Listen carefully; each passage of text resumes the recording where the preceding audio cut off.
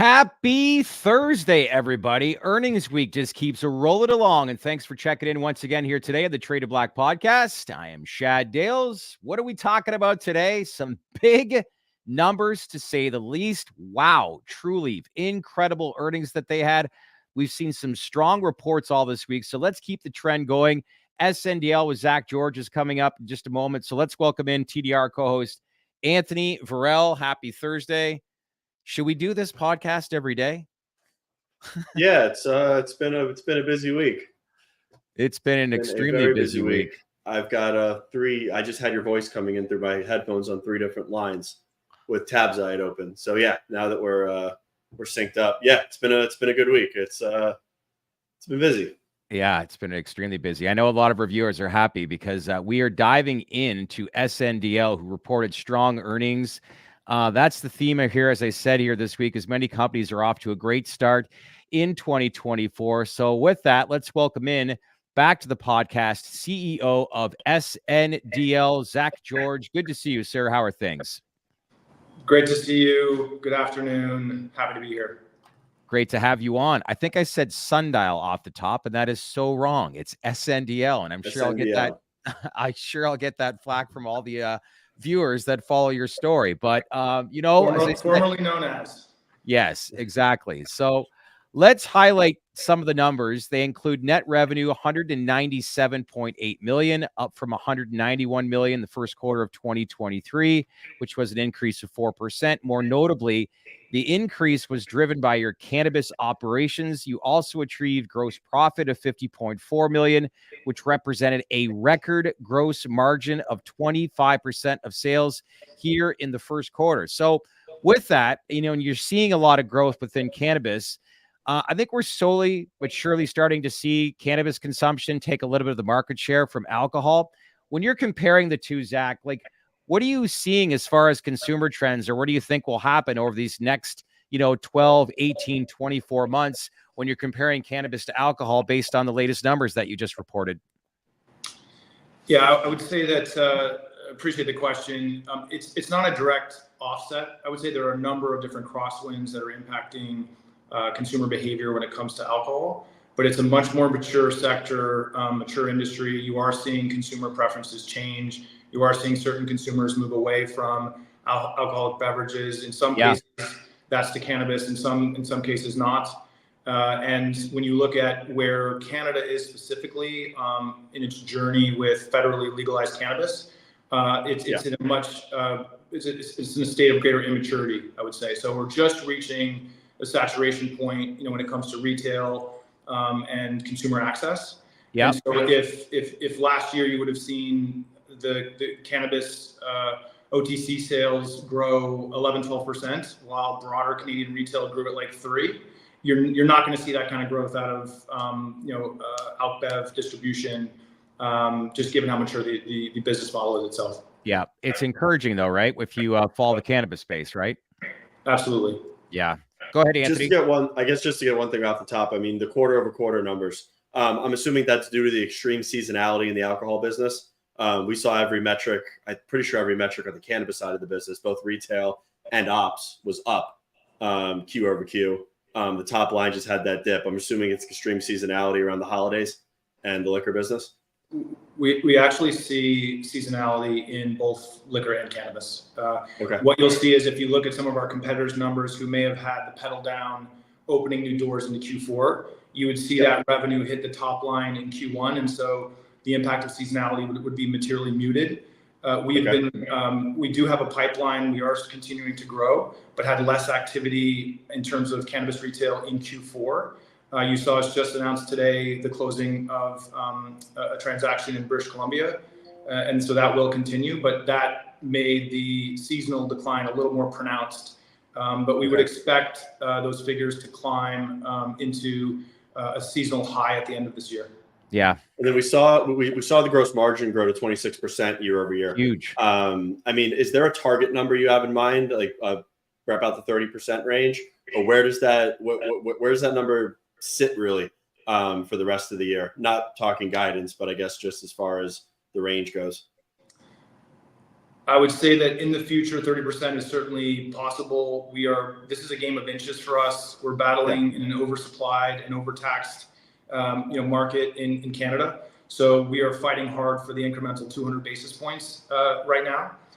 But you can see now the validation of the path we took. I inherited a high cost, non-competitive, large indoor cultivation facility several years ago, and we have since exited that and moved into a more procurement-heavy strategy to feed our product mix.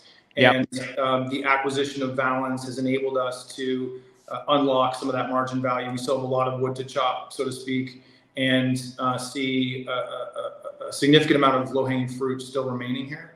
But it's great to see that thesis validated in this first quarter as our cost of goods sold has moved meaningfully.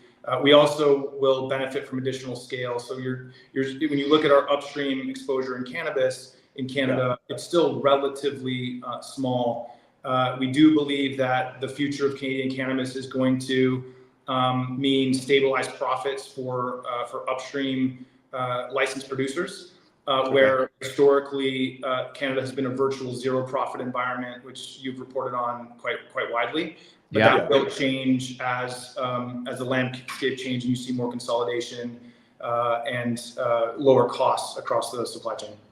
Speaking of the tax environment, I know a couple of weeks to maybe a month ago we were talking about potentially seeing excise tax reform in Canada, and then that conversation kind of stopped. Has there been any rumblings of if and when that could be potentially revisited, as that would be a boost to the efficiencies of your business, especially from a margin perspective? There is a lot of talk. Hope is not a strategy. I keep repeating, no one's coming to save us. We are building a model that is going to survive and thrive with these challenges. And perversely, you may see reform just as the industry is consolidated into the form of an oligopoly and lobbying power reaches max strength. Maybe a cynical view, but potentially an accurate one as well. Okay.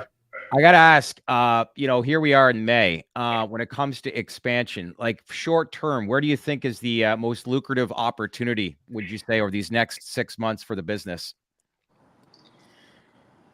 In terms of capital allocation, I would say that our top priorities, and I spoke about this on our quarterly conference call, would be expansion in Canadian retail, and then also international opportunities, including the United States. What are some insights that you're seeing with the Canadian consumer? I know we talk a lot about value, and then, part of the conversation in the States has seen a consumer go to more mid-tier to premium products. And no one should have better insights than SNDL with the current retail footprint that you have. Are you seeing trends develop with those consumers graduating to the mid-tier and premium end of the spectrum? It's been very slow to happen. I would say you still have a very price-sensitive consumer. The premium space in Canadian cannabis is high single digits at best. The core and the value segments dominate the space. The two biggest dominant themes we see with the consumer are really convenience and value. And I don't really see that changing anytime soon. Okay. And I know we had the 2.1% growth same-store sales. Is that a metric that you plan to report moving forward?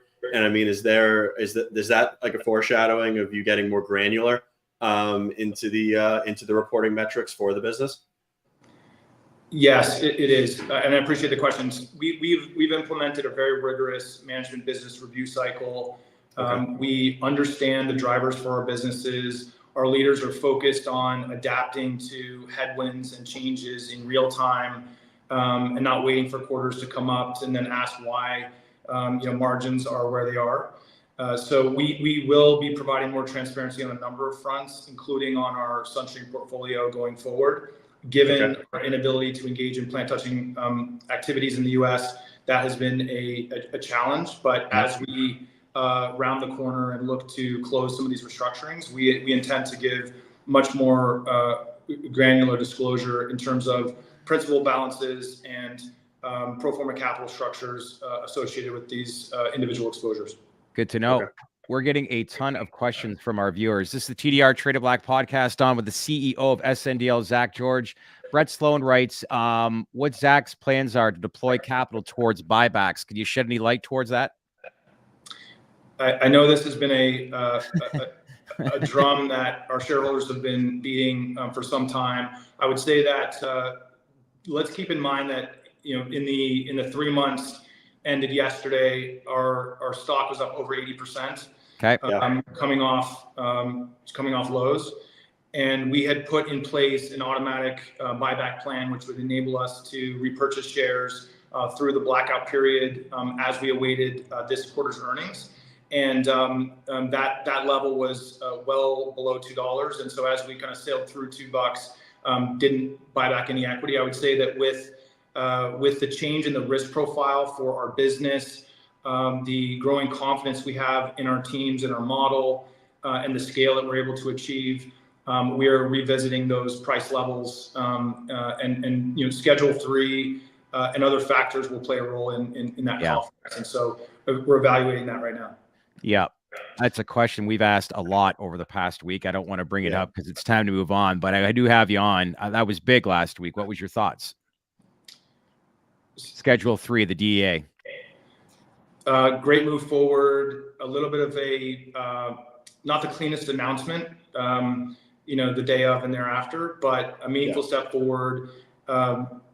As you've widely reported, the biggest benefit is a change in permissible deductions with these businesses. Businesses, I would point out, businesses going through restructuring or businesses that are not enjoying stabilized profits and really healthy free cash flow yields will actually see an outsized benefit if you think about sort of the law of small numbers. So if you think about a business like Surterra in Florida that has gone from material losses to the right side of break even, they will see an outsized benefit from these changes. It's one step. Still need access to banking and capital markets, which should come, but this is going to be a long, slow, painful process to normalization. Painful, you think? Yeah. Hasn't it been? Yeah, it's been quite painful. So, I mean, the press release you put out around Sunstream, I think it was last Friday, it sent shockwaves throughout the sector. I mean, what color can you give us of where you are in that process, what that looks like, and any sort of timelines? Nowhere near definitive, just loose of what that looks like and how the exchange has been. Have they been receptive to the plans, and what does that look like? Yeah, I'm not sure shockwaves is the perception that we have. Just giving credit to David Klein and the crew at Canopy, they did some really important foundational work here, and to a certain extent, kind of broke some trail here for other parties. And so we have a similar structure, which I believe is actually slightly lower risk, but operating on the same principles, where we effectively have the equity exposure post restructuring ring fenced in a manner where you won't see any of the SNDL officers and directors serve in similar roles in these U.S. entities. You won't see them directing operations, and we won't actually be voting that equity, because that would be viewed as a means of exercising influence and control. And so you have effectively create a series of entities and exposure to a non-exchangeable share, which is compliant with NASDAQ requirements. And we take our compliance culture really seriously. It's one of the core values here at SNDL. And we've had a great working relationship with the NASDAQ and appreciate their efforts to work through this with us. That was big. And then as it relates to the Sunstream vehicle, I mean, Schedule 3, we could argue it's going to catalyze the sector. It's not coming. It's coming. Does that change your investment thesis? Do you plan to go deeper into the U.S. with that war chest of cash that's in Sunstream, or kind of iron out the assets that you have currently, amalgamate them, create a sound business strategy, and then I guess look for where you want to go deeper within the United States?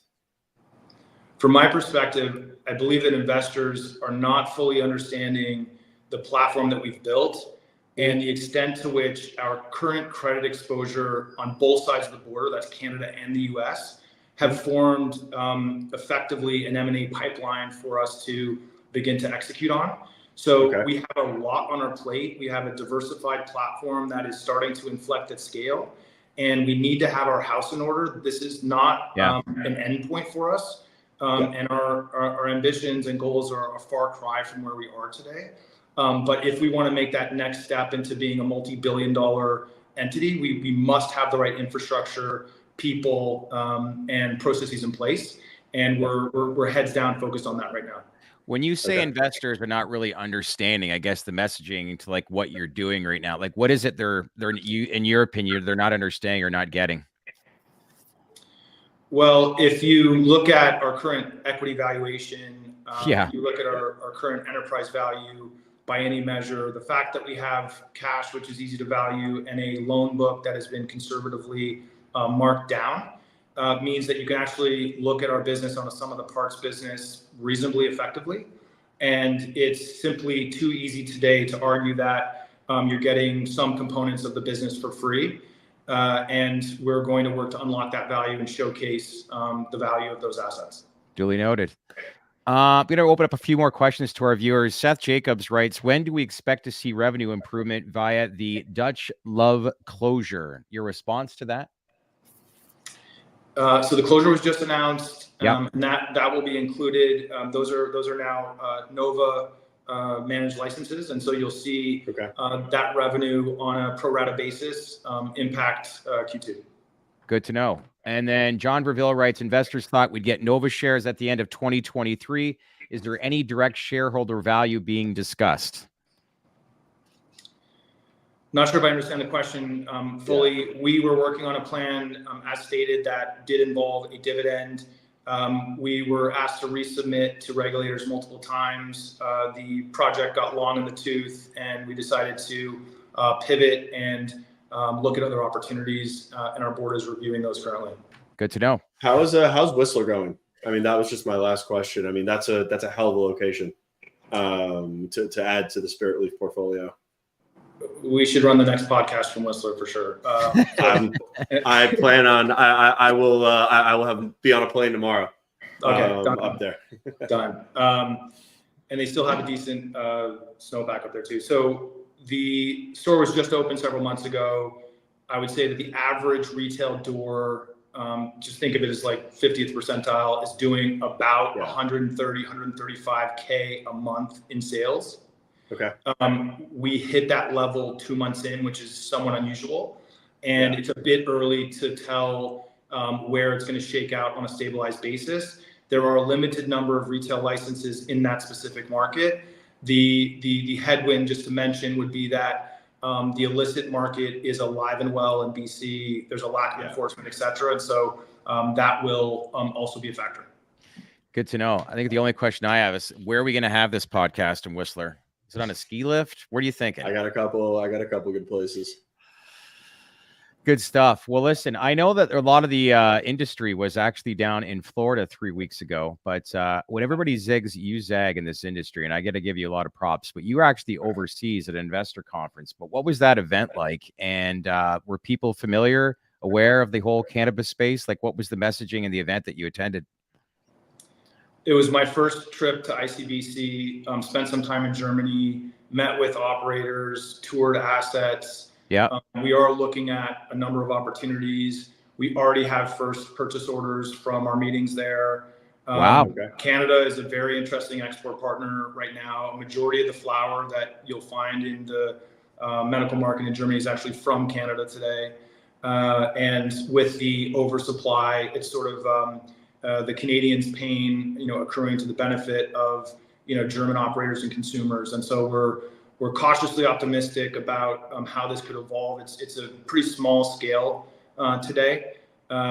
You'll see different references, but on the wholesale level, last year, that market may have only been around 100 million euros. Okay. But even if you just extrapolate for the German population and then say without 2.0 products, compare it to the flower market in Canada, you should still see that market basically 10x from where it is today over time. Wow. So it's still small, but don't overlook it, right? Absolutely. Yeah. Well, I hope we answered a lot of the questions. I know Anthony had some great questions there. Tried to reach out. I know we put you on the spot with a couple, but I appreciate you being honest and transparent and straight up. But always a pleasure catching up with you. And congrats, obviously, on the latest earnings. Let's keep in touch. Thanks, gentlemen. Appreciate your time. All right. Thank Thanks, you. Zach. Appreciate it. All right. That concludes SNDL. That was a good question on Europe. Yeah, I like I said, that was a real good question on Europe. He's just, but now you're going to have all the investors thinking they're going straight to Germany. So there was no there was no conclusive statement there by Zack on entering Germany, just so everybody knows. Yeah, when I get in conversations with him, and I'm sure the audience can see, like, just his level of expertise and knowledge and intelligence is like on another level amongst a lot of CEOs that we interview. But like I said, I just found it rather interesting that you had one of the biggest industry events in Florida a couple of weeks ago, but it's like he's thinking big picture, maybe two steps ahead of a lot of the competition. But he was overseas. But let's bring in our next guest, and who's good friends actually with Zack George. But he is the CEO, and no stranger to this podcast, CEO of NewLake Capital, which trades on the OTC under the ticker symbol NLCP. Anthony Coniglio, happy Thursday. How are you, my friend? I'm doing great, guys, and I need to get an invite to that Whistler podcast. Yeah, I'm in. That'll be our next on-site podcast. And count me in, fellas. Do we start the podcast in Whistler or on the plane ride out there? Whatever, we can all figure that stuff out. But that would be a lot of fun, to say the least. But speaking of fun, strong earnings. We've seen a lot of it this week, and yours as well. Your latest company earnings. Many are now saying that you are, quote, under the radar dividend stock that's producing some strong yields and growth potential. And I say that because your first quarter numbers included $12.6 million in revenue, which was over a 10% increase year over year. Net income included $6.9 million.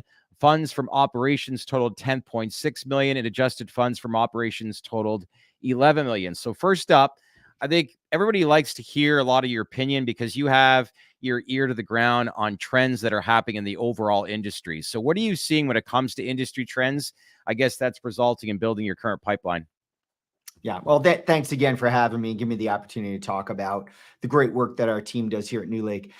So to answer that question, what are we seeing? We're primarily seeing our pipeline grow from folks that are focusing on expansion into new states. So if somebody's looking, there are still licenses that are being either acquired or licenses that are being granted. And so we're seeing some expansion into new states. We're certainly seeing existing states that are transitioning to adult use. A great example is the deal that we announced yesterday with C3 Industries, where we provided capital for a cultivation facility in Connecticut. And so as you look at a state like Connecticut, where it's underserved from a product perspective right now, it's going to be good for the state to have that additional facility online. We're also seeing M&A activity. A lot of people are talking about M&A and sale leaseback, just the way debt, but sale leaseback can be a portion of the M&A dialogue where an acquirer may want to differentiate themselves by providing cash in the transaction, and a sale leaseback that closes concurrently could provide some cash. And then we're also seeing refinancings. Many people put debt on their balance sheet 2-3 years ago, and that debt's coming due, and they're looking to see how can they monetize assets they may own that were previously part of that collateral package, and use that asset to monetize it in a non-dilutive way as a component to paying back the debt they took on. So it's coming from those four main categories. Gotcha. Anthony, do you want to fire away? Yeah, I mean, I know that you have a fair cash amount or a cash balance on the balance sheet. And you also have a credit line at a pretty healthy coupon. I mean, does Schedule 3 catalyze you leveraging that line of credit? I mean, what does the capital allocation and deployment look like for the next couple of quarters? And I mean, is the closing of the deal yesterday kind of foreshadowing is what's to come, where you're starting to really look into these markets that are underserved and need to grow out infrastructure? Yeah, so there are a few things there. First and foremost, I can't provide guidance to you or folks today. Our business is just way too chunky where we could have 2-3 deals in a quarter, have no deals for 2 quarters. So it's too chunky to provide guidance in the timing. A couple of comments around the catalysts. We're excited about Schedule 3, but let's keep our feet on the ground. We have confirmation from the DOJ. We don't have a ruling yet. And so I think it's important for folks to know that while we're very, very excited for Schedule 3 and we're excited for some of these momentous markers along the road to legalization, we're not going to run our business with the expectation that they pass. And so we're going to continue to run our business, assuming 280E doesn't go away, assuming Florida doesn't approve adult use, and some of the other catalysts. We're rooting for them and we're pushing for them. And as you guys know, I've even been in Washington pushing for safer banking. But we can't plan on that. It's critically important that we make our decisions with today's regulatory environment in sight. Second consecutive quarterly dividend increased 41 cents per share, or $1.64 per share annually. Again, like there's not a lot of companies that provide dividends in this space. You've done it consistently for how many quarters in a row now? So the latest increases, we took a bit of a pause during last year, but 2 consecutive quarters we've raised since Q3. It's been a 5% increase the last 2 quarters. Combined, I'd say since our IPO in 2021, our dividend has gone up over 70%, 70%. Our payout ratio, when you look at our company, AFFO, or available funds from operation, is really our measure of what we would consider earnings or free cash flow. And so we have paid out last quarter 78% of AFFO, this quarter 79% of AFFO. So our dividend is very well covered. And now we have additional growth from doing this new transaction, as well as deploying capital from the commitments that we had on our balance sheet. So we would look, I'm not giving you a forward-looking statement, but just simply doing the math, we should expect to see continued growth in revenue and AFFO with the new deal and with putting out continued capital. Okay, good to know. With that deal being in Connecticut, I mean, Connecticut's one of the markets that we don't really talk about too much. I mean, is there anything any color that you could give as far as insights into that market, or people should be looking at from an operation perspective and like an investability perspective of that market? Yeah, I think that deal is a great example of 2 things. Number one, partnering with a great company, C3. We think they're a great private company, a great operator that's been able to be profitable. Even though they're private, I can't say this because they've said it in public and recently in some articles, but they're profitable even with 280E taxes applied. It's a terrific management team. They cut their teeth in Oregon. They're profitable now in Michigan. We partnered with them on a Missouri project, so we're able to see how they could enter a new market, build a building, and get to market and get to profitability. And we're excited to do it again with them in Connecticut.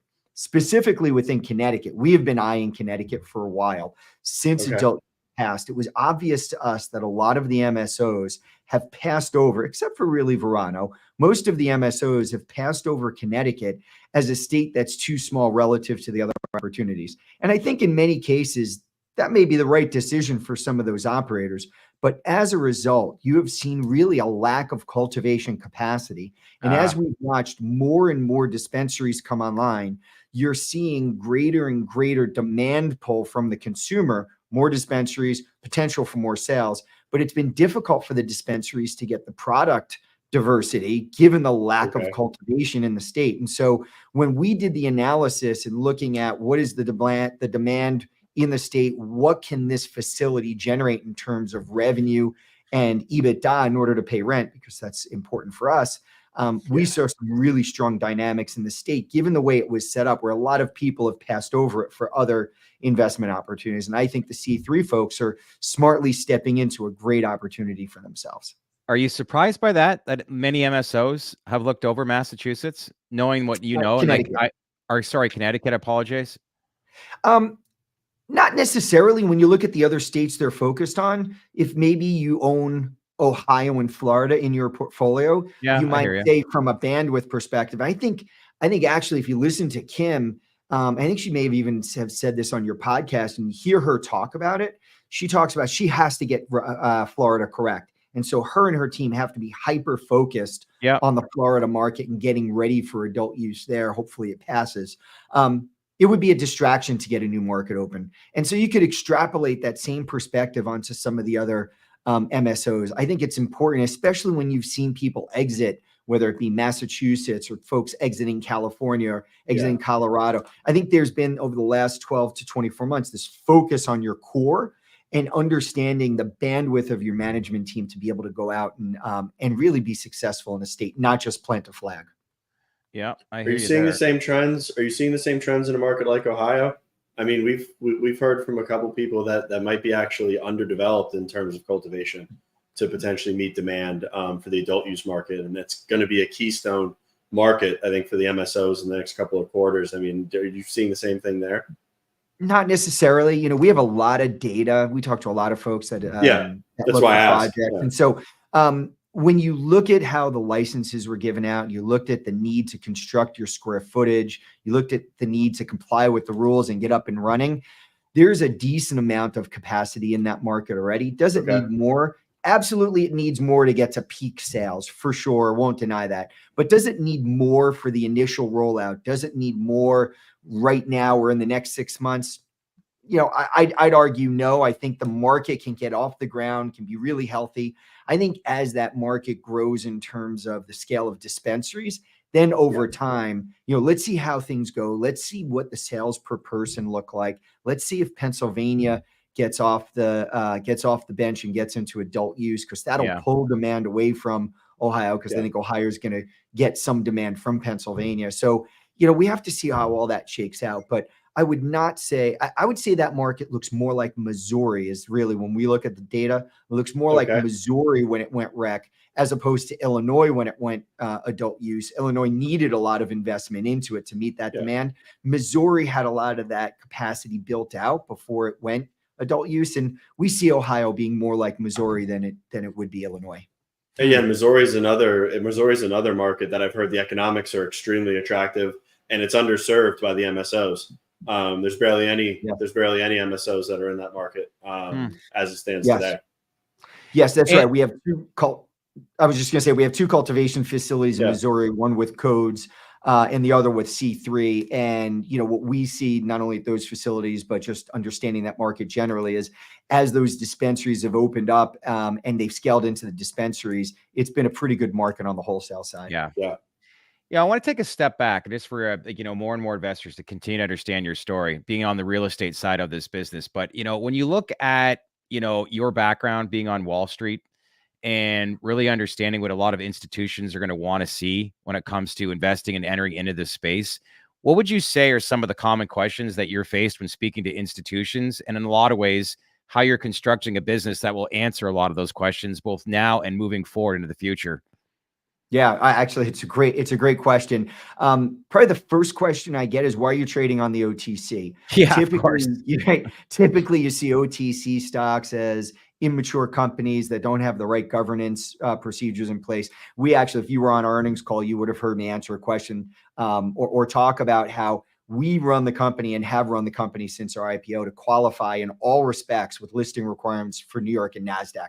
So that's not the issue. It's the fact that we serve exclusively the cannabis industry that is keeping us off of New York and NASDAQ. There's one other competitor that was able to get onto the New York Stock Exchange back in 2017 through the Cole memo. When that was rescinded, that loophole closed. And so they have that advantage of being there. And so it starts with, why are you on the OTC? Is there something I should know? The next question we get is, well, why is your dividend yield as high as it is? And why are you trading at such a discount to your peers? Because when people look at our dividend yield, they say there's one of two issues. Either you have a leverage issue, you're too over levered, or your portfolio isn't very good. Well, from a leverage perspective, we have over 430 million of assets and we have $4 million of debt, just $4 million of debt. So, and you said attractively priced, that's at 5.65%. Right. So it's not a leverage issue. Clearly, we have plenty of room to take on more leverage. Even if we fully levered up our $90 million available credit facility, we still would be well under levered versus our peers. So it's not a leverage issue. Well, let's look at the quality of the portfolio. 100% of the portfolio is leased. 100% of the rent's been collected. So it's not a portfolio issue. We have some of the leading names in the industry, names like a Curaleaf and a Trulieve on the public side, or a C3, as we talked about on the private side. So we think we have one of the highest quality portfolios in the industry. So then it's with those institutional investors, Anthony, well, then what is it? It really is that OTC listing, the inability for institutions to gain access to custody for our stock is keeping them on the sideline. And so we're working hard to try to come up with fixes for that.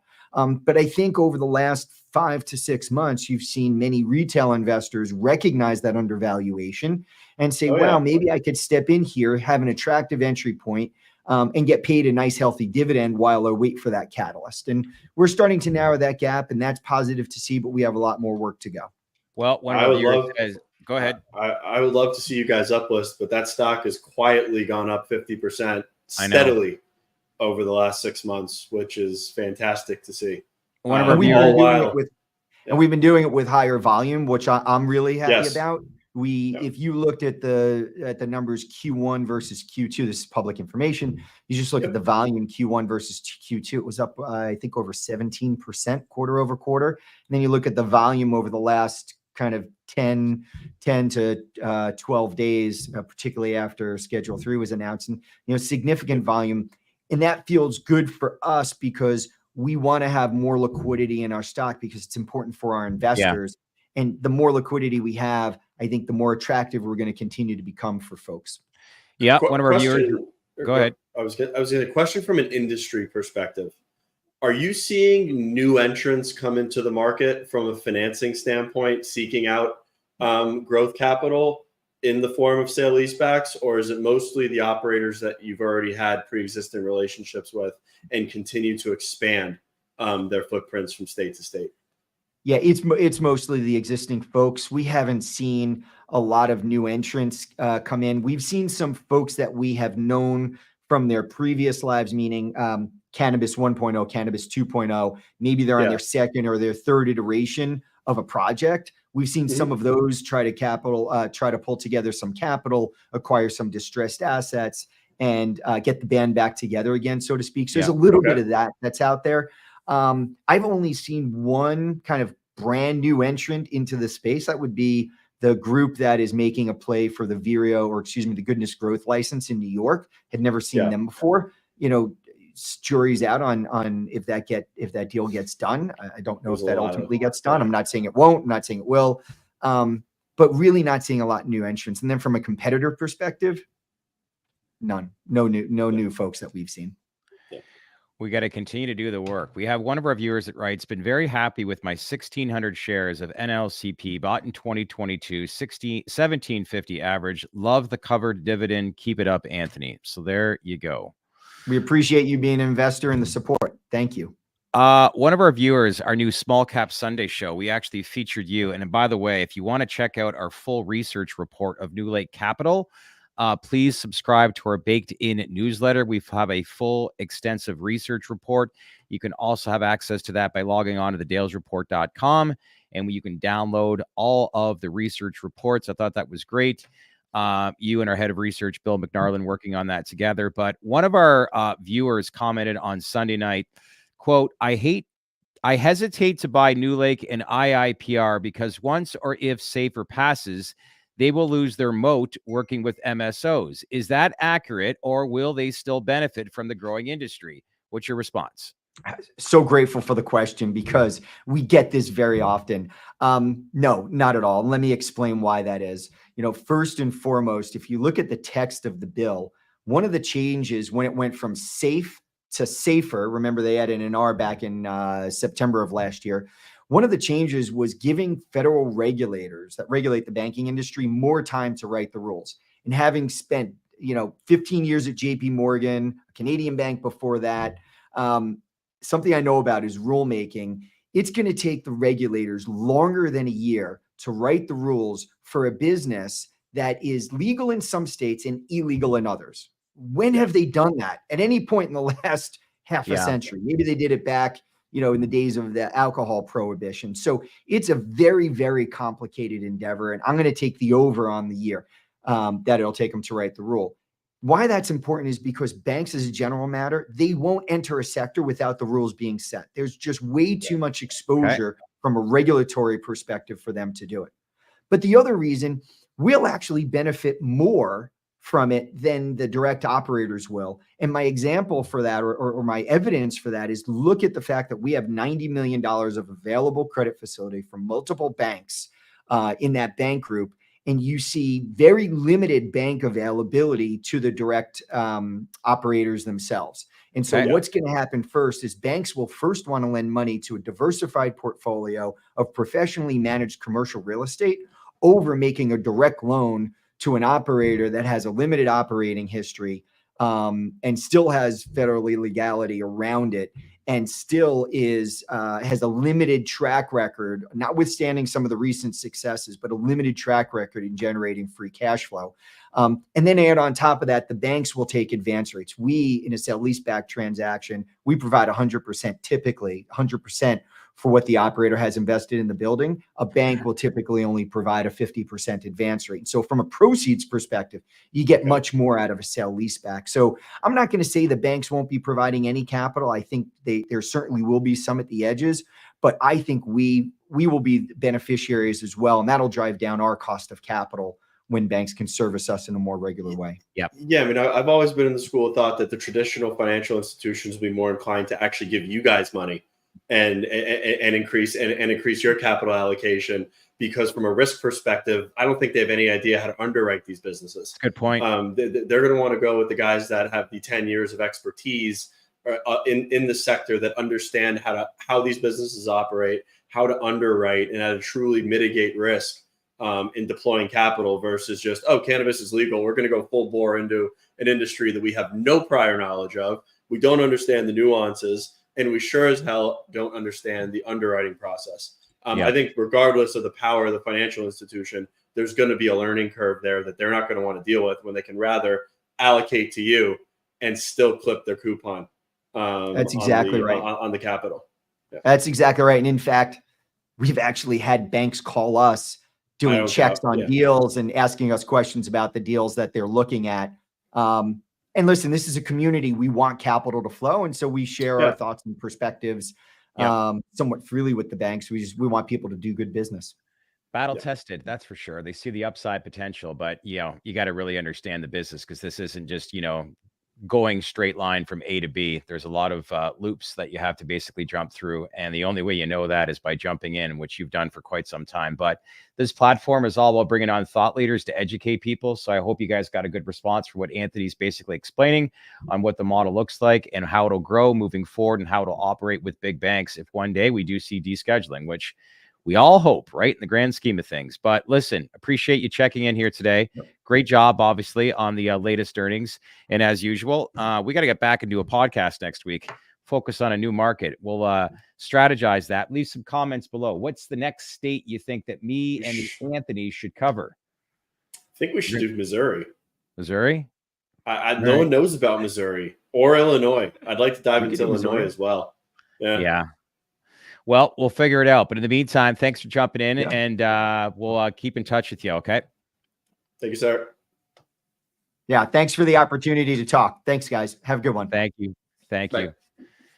One of the real good people of the overall industry. I know we're getting probably to the 45-minute mark, but before we go, I do want a quick top line. Man, did you see those earnings from Trulieve? Wow. That was probably one of the most impressive earnings that I think we've ever come across in this industry. 298 million in revenue, but the big number in these earnings was the 58% gross margin. Kim Rivers owns Florida, and these numbers backed it up. Yeah, it was impressive. I listened to the call. Trulieve team sounded very happy with the results. There was a lot to like. 58% gross margin. I mean, I had to look at my phone twice when the earnings report came out this morning, just so everybody knows she guided for the rest of the year mid-50s. So I would expect to see somewhere between 54 and 56% margins for the rest of the year. Florida's very healthy. Loyalty's kicking ass in Arizona. They're seeing a repeat customer rate of about 50% via the loyalty program that they rolled out. What were my other notes from the conference call? They anticipate opening 25 more retail locations this year. Q2, they are guiding actually to be flat to down a couple percentage points in top line revenue. That being said, I think 420, they just had a blowout event as far as sales go in Florida. I think that just juiced the top line. They grew 4% sequentially and year over year. hell of a quarter from Trulieve.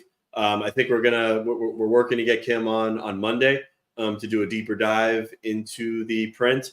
There was a lot to like, and I mean, I think it's neck and neck, pending what Curaleaf just put out, which I haven't actually had a chance to go through the numbers yet.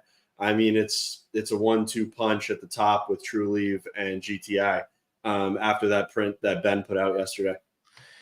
Yeah, I think them and, well, let's face it, those two companies are definitely the benchmark of the industries. Last one we'll bring up, Cannabis. I know there's been a lot of comments since we started going on here. They reported first quarter revenues 122.6 million, gross profit of 42.5, and a net income loss of 34.6 million. I'm reading some comments here where we were on that they're actually closing their Manhattan location. I will say, just for everybody out there, like, look, there's a lot of changes that are going on internally, but I do have a lot of I think David and Jesse are the right guys, but I think one step back and the whole goal is to have 2 steps forward. But there's a lot of restructuring, I think, that's probably going to take place.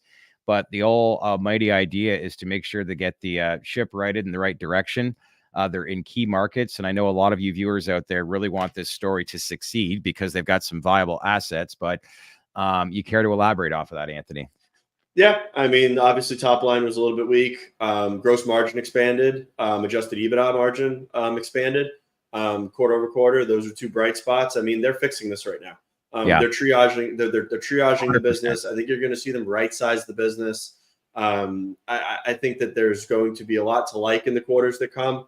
They're strengthening the business from a wholesale perspective, focusing more on finished products versus bulk flower. In markets, I'm going to reach out to Jesse for comment as per this New York narrative that is heavily prevalent in the comments right now.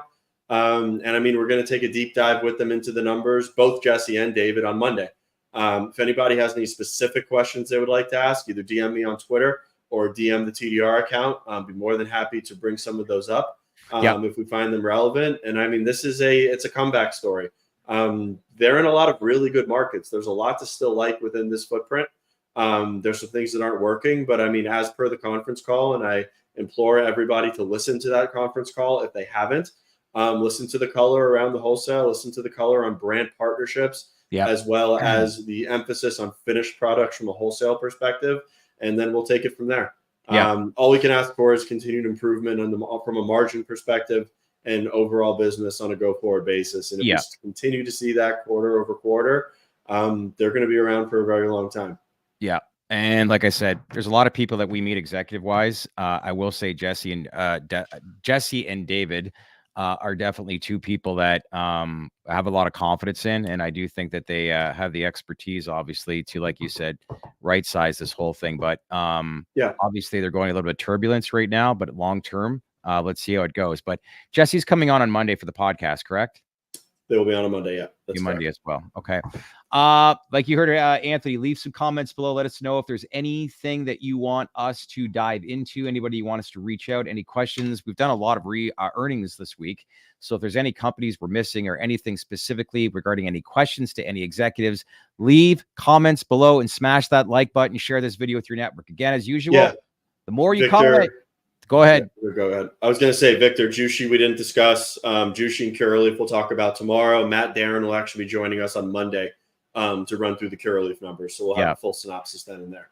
All right. So I'm guilty. I know you guys have reached out about this whole Ric Flair thing, and I did kind of go woo a couple of weeks ago. We did have him basically confirmed, but just there's some things that we're trying to figure out whether or not he's going to be available or not. So I'll keep you guys posted, but apologies for jumping the gun there. We thought we had him in, but I think there's some, we'll reach out to his team and figure if we can get him on in the near term future. But if not, apologize, but we will try. But like I said, we got some pretty viable names coming up from a business aspect. Kim Rivers, potentially Jesse Channon, to go over some of the questions that you guys have in the comments below here today. And then we got Ziad tomorrow, TerrAscend, as they're going to be announcing their earnings momentarily, I think. So TerrAscend's out. TerrAscend's out. Is it pre-market or aftermarket here today? I thought it was aftermarket here today. Is it? I know that Curaleaf's out. I know that Jushi's out. TerrAscend. Oh, yeah, TerrAscend's out. we will be going through those. We will dive into that tomorrow with Ziad as well. I did have a pre-record interview with CEO John Levine from MariMed earlier today. That's going to be posted tomorrow morning as the market opens, actually at 8:30 Eastern time. So log on to our YouTube channel, check out the latest video that I've had with CEO John Levine, and then back here at the live stream, at 11 a.m. tomorrow morning to talk to Ziad Ghanem. As well, we are actually going to bring back Guap, see how his lovely trip to Scotland was. And we'll catch up with him and see how his last couple of weeks have been. But in the meantime, enjoy the rest of your afternoon, AV, and we'll see you back here tomorrow morning for the final podcast live stream this week. All right? I got more earnings reports to run through, so I found what I'm doing tonight. All right. Have a good evening. Yep.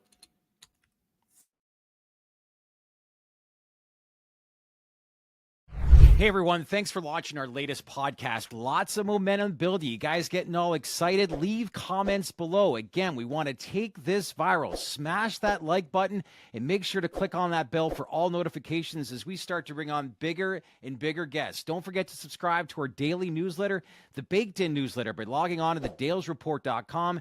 And we want to take this viral, as I said, and make this community grow. So make sure to subscribe on that channel because we wouldn't be here without you. Thanks again, everyone, for watching.